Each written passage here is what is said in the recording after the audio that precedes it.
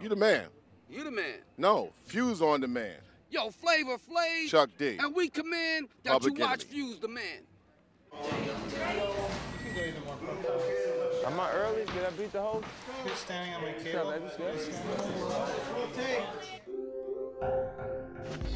Nobody's promised tomorrow. These are facts, people. That's hip-hop culture.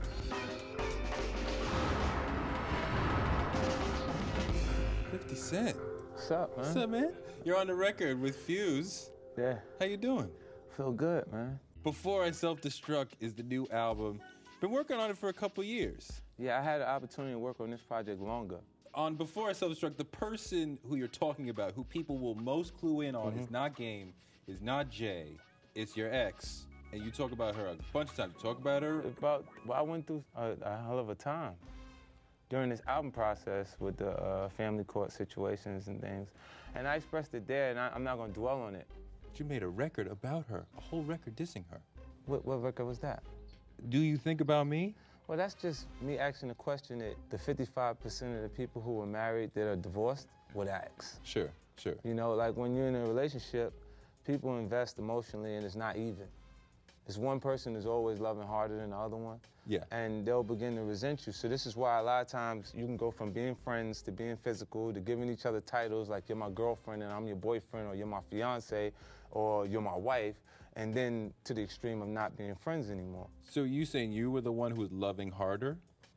No, I'm saying that the person who does love harder develops hatred for the other person, and it doesn't allow them to actually be friends again. Even if one person is willing. I mean, it's strange to me that you guys were so close and had this great relationship when you had really no money, right, and no career, and now that you are, you know, titan of industry. No money, no career, normalcy. The difference in the attraction level changed. From a male perspective, when you're successful and it's publicly noted, it adds to your physical attraction. Because stability is attractive. And the women came, and I didn't know how to handle that. I did all kind of other things there. And people change. They don't wake up the same every day. We grow differently if we don't become wiser, you know, and if we don't make the decisions to make each other happy or identify with each other's defects and become comfortable with them, then the chances of you staying together are very slim. Have a baby by me, baby. Be a millionaire. Have a baby by me, baby. Be a millionaire. Has money changed you? Yes. When you in a space where financially you drive the income for everybody around you. Yeah. Even M and Dre have a lucrative business based on my activity. Yeah. All my friends, everybody that I'm associated with, benefits from me working and functioning as an artist. When you look around, and even the person that's been the closest to you just has financial interest, it feels crazy. You think about your son hearing that record? My son, if I kept him in mind, I couldn't answer your question because you're enhancing the intensity of that song in this conversation. I love him. I can't completely live for him. He's my motivation. He's the reason why I'm actually here at this point. Like, I wouldn't have been able to make the transition from the lifestyle I was in to the new lifestyle without him. Was it him that really motivated the transition, or getting shot? It was him. Like, I got shot after I decided to write music for a living. People focus more on getting shot than I do, because it's not something you're in control of. When you heard that your son had been in a fire in your home, had to climb out through the window to survive. Yeah. Did that make you afraid? Afraid for him? That it was interesting. I didn't know what was going on at that point. You know what I mean? So at first, initially, they told me the house was on fire, and I thought they burned my house in Connecticut because I had people at the house, and the guy that was staying there at the time, he was having trouble. Like, every now and then something would happen, so I assumed that immediately, and then when I found out different, I was like, wow, so I didn't know what happened. That had to be a difficult moment. Even more difficult that the communications were so bad between me and my son's mom at that point, you know? So you couldn't get the full story because you couldn't talk to her. There was no communications. So what happened, like the next day you got your son on the phone to talk to him about? Yeah, I spoke to him, and then I had sent all his new stuff, the new clothes and new things from now. How often do you see him? I get a chance to see him now. Actually, I speak to his mother. I haven't spoke to her in like 2 years. So you guys can have a civil A conversation basic conversation now. Because there was a point, clearly, you couldn't do that. Nah. But you said the toughest thing you dealt with was the loss of your mother. Right. When you were 8. Yeah.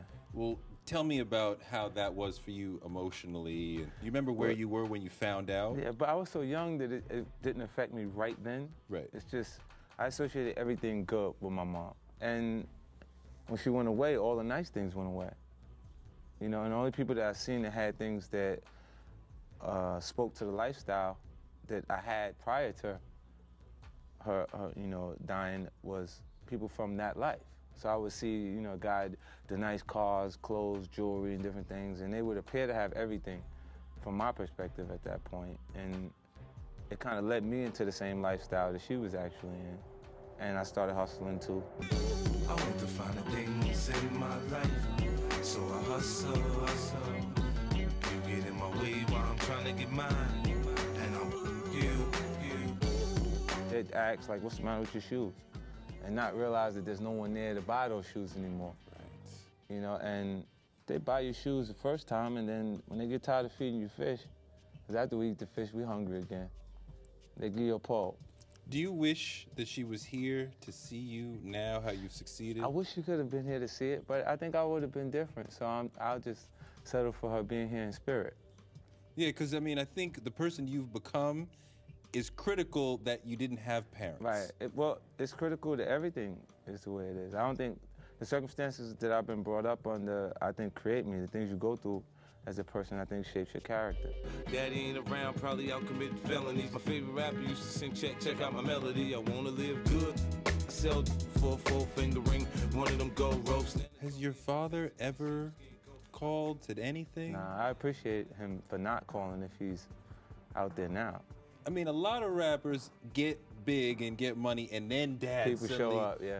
And it's surprising me that he's never said anything. Yeah, I mean, but if he was out there at this point, I don't know, he could, life, nobody's promised tomorrow, he could not even be here at this point.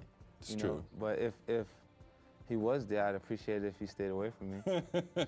Do you know who he is? Do you Nah. know a name? Nah. You don't know anything. Have you seen a picture of him? No. Nothing. So if he walked in right now, I have no idea you who wouldn't he is. necessarily. And that's why I wouldn't really value the relationship at this point. Right. Because the things that he could have helped me with, you know, at points where I was making the wrong decisions, he could have pulled me back from those different things. And I wouldn't have had to learn by falling on my face instead of somebody could have told me, no, you're going to fall on your face if you go in that direction. And that would have been the point that you could utilize someone else's guidance. Now I'm a grown man. Why is it nobody has been arrested, no killer's been found? I think that's a question for law enforcement. Wish death upon me, Lord, I don't cry no more.